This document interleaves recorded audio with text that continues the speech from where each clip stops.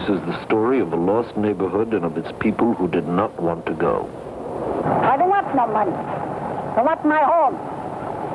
The old man is old. See how the old man is old?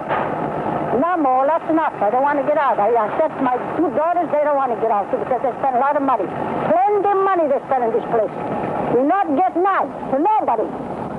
Never. Hi, welcome to the West End Video Newsletter. Tonight we're going to talk a little bit about a subject that's near and dear to my heart. It's about West End veterans. We did a show about a year ago on this subject, but something's come up again. There is a sign in the West End. It's the Sergeant Lewis Clayman Square. It's been knocked down and it was off to the side. And they left it on the street as just laying there. And it seems like nobody cares about veterans that fought in the Second World War, especially West End veterans. West End veterans, we used to have all kinds of plaques and different things in the West End, remembrances and all that type of stuff for veterans. When they tore the West End down, they wiped them all out.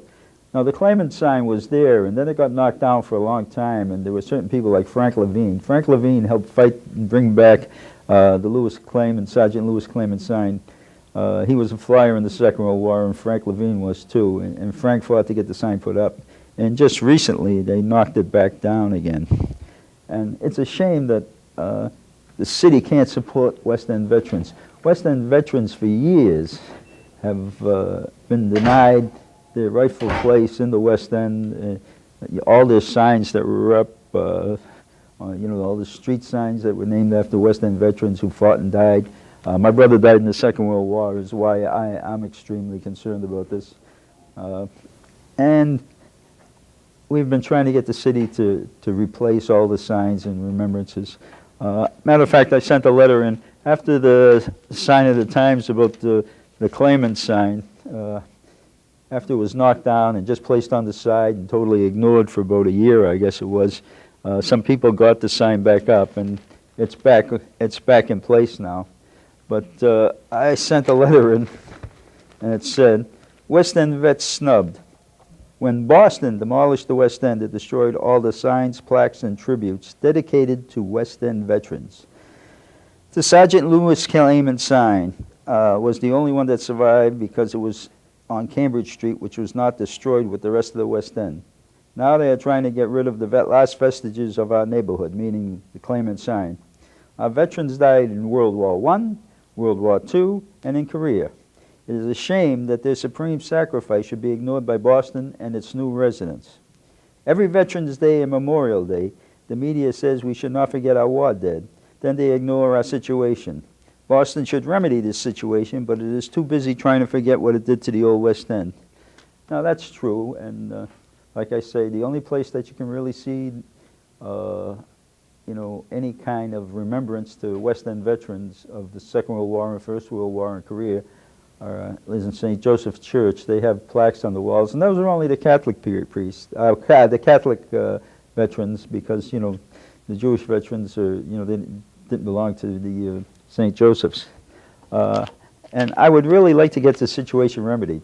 I've been fighting for it every year on Memorial Day and Veterans Day. I send in letters to the editor, to both the Globe and the Herald, and nobody puts them in there. But yet they keep saying that, we can't forget that supreme sacrifice that our men have given. And then they totally ignore West End veterans. I also have here, I took it off there was a website that had a list of all the different names of the squares. I used to hang around on Michael D. de Blasi Square on Spring and Poplar Street, which was, it was just a corner that came together. But I guess de Blasi gave his life in the Second World War, and that's no longer there. There's a whole list of them. It looks like there's about 32 or 33 of them.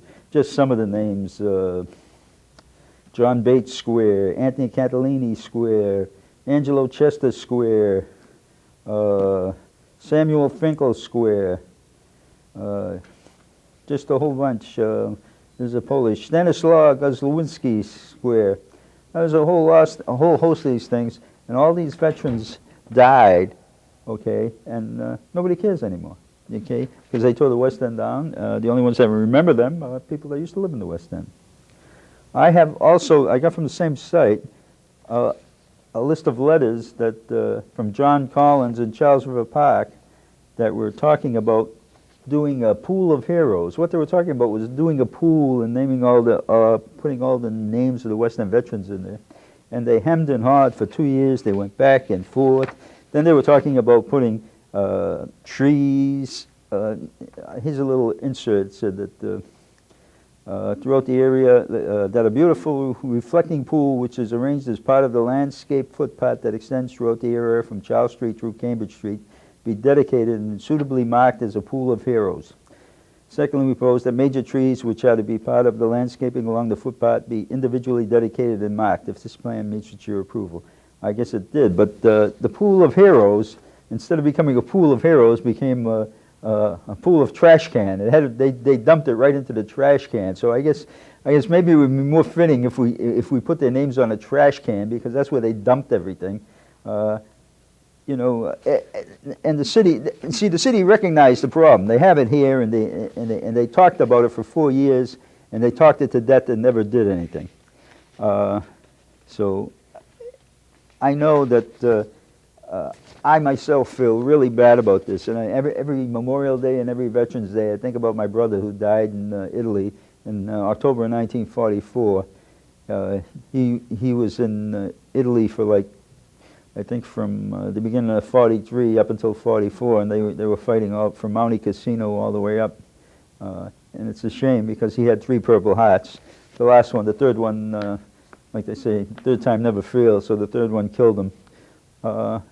Unfortunately, anybody from the city of Boston watching this, we would, you know, you should give some thought to this, because these people just didn't die for West Enders. They died for all of you. They died for everybody. They died for everybody in the United States. But if you're not going to give them any kind of credit and just totally ignore them, what kind of people are you? What kind of people is the city of Boston? I mean, you know, if you're not going to honor your war dead, what kind of respect do you have for anybody? I just can't believe this. And it's been going on for 40 years. Sometimes